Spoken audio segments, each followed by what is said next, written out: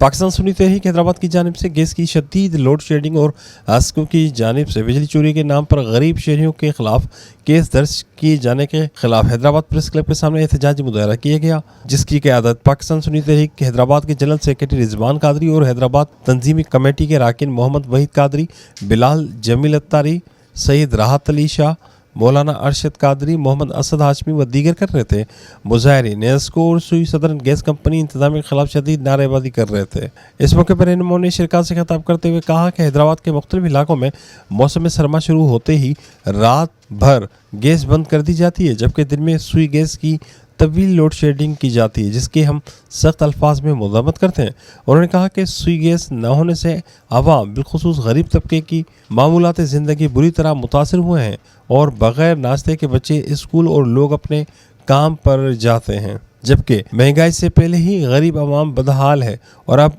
उन्हें बच्चों के खाने के लिए होटलों का रुख करना पड़ रहा है, जिसकी वजह से गरीब आवाम को अखराजात का इजाफी बोझ बर्दाश्त करना पड़ रहा है और उनका रोज़मर्रा का बजट मुतासर हो रहा है। लिहाजा गैस की लोड शेडिंग बंद करके गरीब आवाम को रिलीफ फराहम किया जाए।